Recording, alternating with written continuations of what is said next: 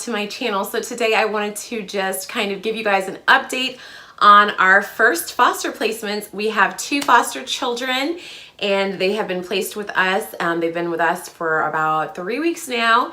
And so I know I haven't been on here in a minute, and I'm sure you guys have been wondering what's been going on, and we've been very busy. So I wanted to just quickly bring you an update. And if you guys have noticed, there was a channel name change. So you guys know I used to go by Military Wife Life, and now my channel is called Motherhood and the Martinis. And the channel change, I remember I told you guys back before the new year that I was probably going to be changing the name of my channel based on the fact that Military Wife Life, I feel like it was giving off the impression that I was going to give you a glimpse into what being a military wife was like on a day-to-day basis, and I absolutely was not giving you that content. Back when we were at Fort Bragg, I was able to kind of divulge a little bit more of the military life and what it was like to be a wife in the military, but I have not been able to do that since we've been here in Virginia, and so it's just really been a little bit dull on the military side. So honestly, more of my content on this channel is about motherhood, and it's about my journey as a mother, and you see a lot of my family and my kids, so I figured I would just go ahead and change that name to Motherhood and the Martinis. The martini part is not about the drinks. The Martinis does refer to our last name, so we are the Martins, and so I call us the Martinis because my kids are little, and so they're teeny, and I came up with that a couple of years ago, back when Paisley was like a year old and Avery was just a newborn, and I titled an album The Martinis, and so we've kind of gone by that ever since. So hence Motherhood and the Martinis. Hey guys, well, I'm filming in my bedroom, and sorry it's not anything glamorous to look at. You guys know, if you're an OG follower, we used to have like better filming space in our other house at Fort Bragg, and here we're kind of limited on space and limited on decor, but we're gonna just make it work. So as you can see, you probably see a bassinet over there in the frame, and that was the bassinet that Avery used when she came home from hospital. We do have 2 foster babies right now. The first one is 18 months old, and he's a boy, and the second baby is a newborn baby, and he's also a boy, and we brought him home from the hospital. So a little update on how everyone's doing. Life has been so crazy, busy, hectic, you guys. That's why I haven't been on here. I haven't had the chance to film, and I wanted to sit down and film an update because I got thrust into this life of being a mother of 4 under 4, and for any of you parents and mamas out there with multiple children in the toddler age, you know what I'm talking about. I mean, it's already a balancing act with 2, and then you throw in 2 more, and then a toddler that doesn't walk, and an infant, a newborn infant on top of that is just like pure chaos. But it has definitely taught me, having 4 under 4, how to properly manage my time. I thought I was doing time management before, but now I'm truly learning how to manage my time a little bit better now, as far as just prepping the night before, just doing as much prepping as possible. That has been like the saving grace. If you can literally just prepare the night before, the morning will go so much more smoothly, especially when you have to be out the door in the morning. So packing diaper bags, doing laundry. And so most nights I'm up late and I'm exhausted, but I just kind of have to do it, but I get a lot more done at night, so I don't mind. So anyway, we've had these placements for about 3 weeks now. It's definitely been an adjustment.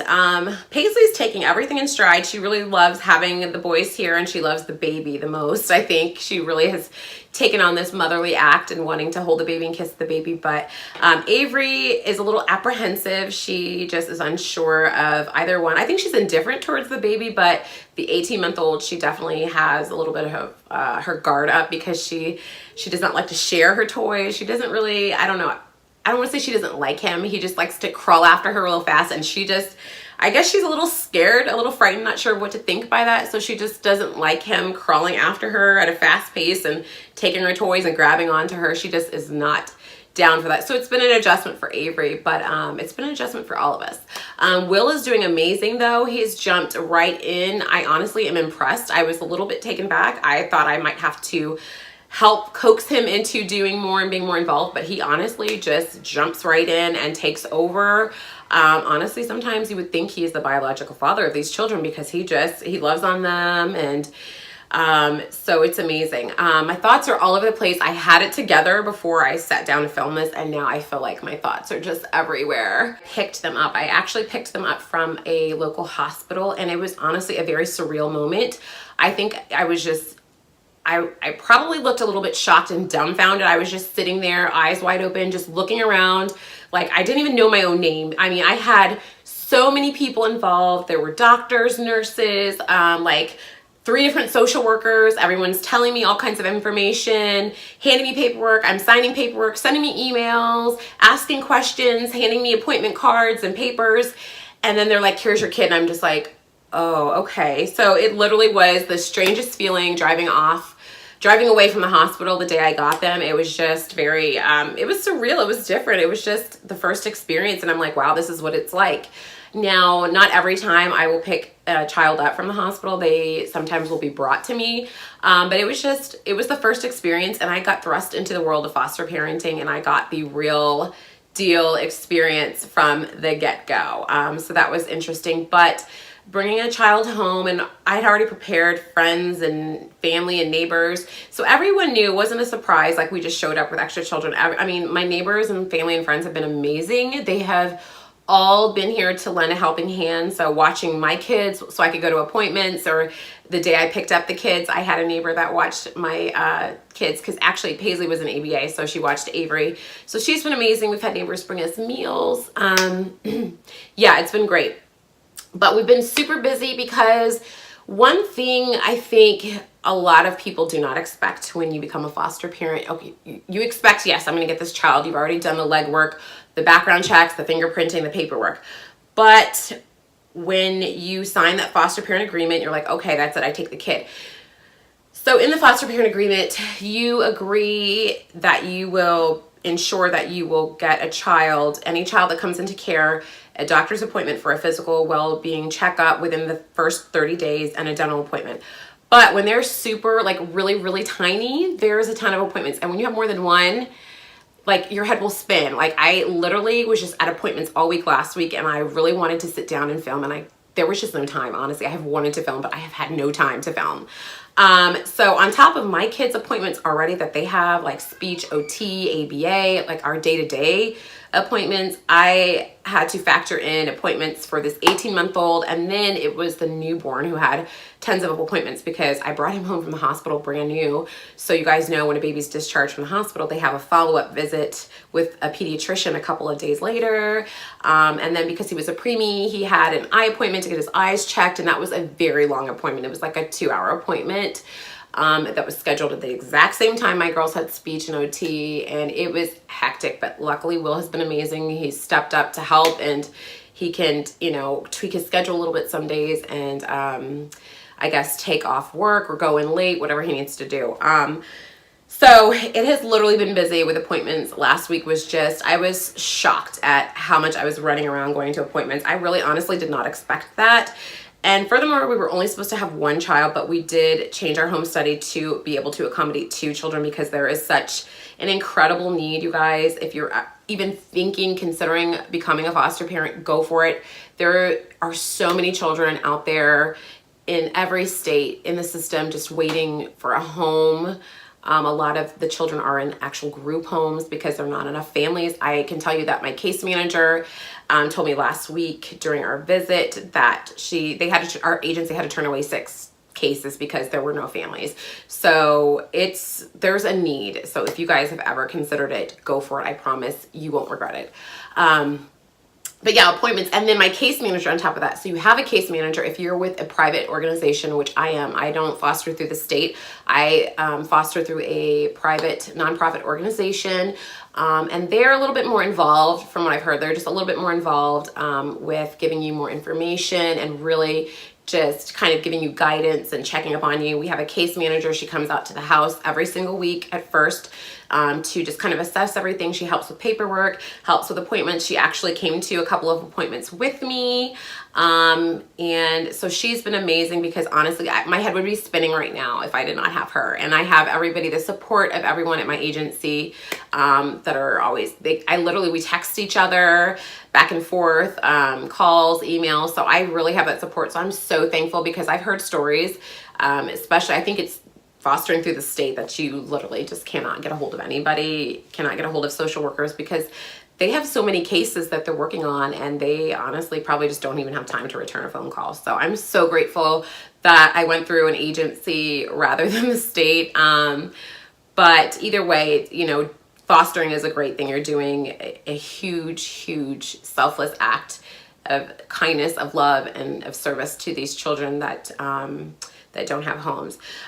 So these placements have been with us for 3 weeks now, and we've gotten used to them, and you try not to get attached, but sometimes you just can't help it, especially with the newborn baby, because I bond with him a lot. I'm up feeding him every few hours, holding him, bathing him. I gave him his first bath outside of the hospital. I brought him home to his first home. So as much as I tell myself I don't want to get attached and I try not to hold him too much, you just can't help it. I mean, they need that love and they need that security. And, but at the same time, I'm telling myself, these are not my children. I'm here to do a job. And the job is to just kind of step in and give them a home and give them love and guidance when they don't have that and until they can get that.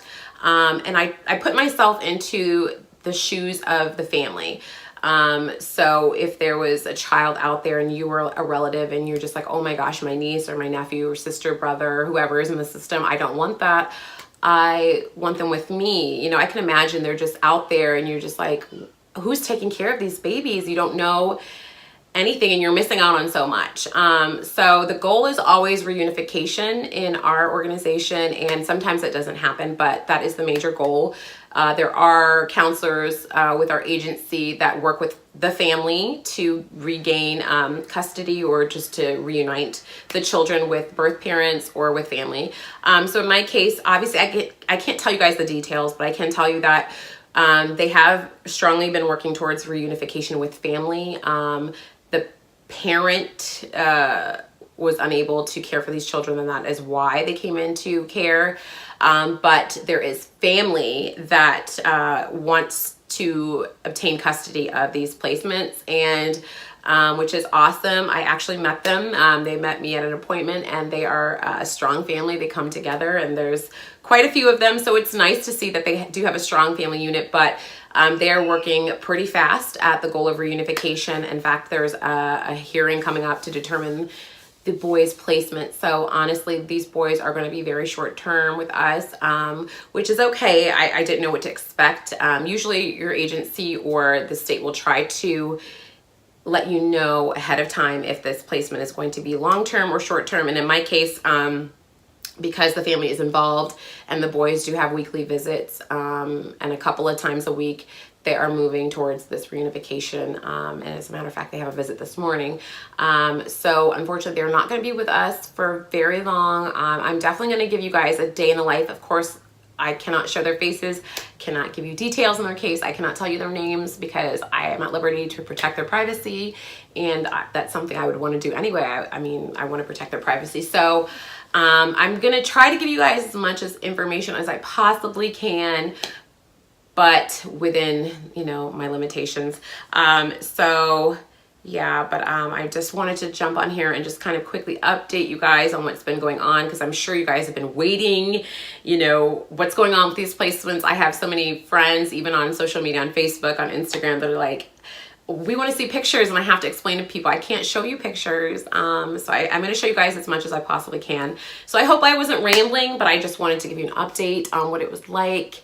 We have our placements. They've been with us for a few weeks. We've really been getting to know each other. And now in the third week, we've fallen into a nice little routine of, knowing one another and how we get ready and, what we do during the day. And so that routine is finally taking place. But again, they're working towards reunification, so they're not going to be here much longer. So before they go back, I promise I will do a day in the life update or a day in the life vlog, so you can just kind of see how I'm kind of balancing it all with 4 under 4. It's definitely a challenge. It definitely has opened my eyes to what it would be like to add a third baby to our family, or even if we were to almost what it would be like to have twins, in a sense. Not exactly, but almost. That's what I'm kind of getting the feeling, the experience of. But anyway, just wanted to update you guys, let you know what's going on. We're doing well. The boys are doing well. They are well loved and a good home. And so we're all doing great. So yeah, but thank you so much for watching this. I hope you like this video. Please stay tuned for more, because I will have more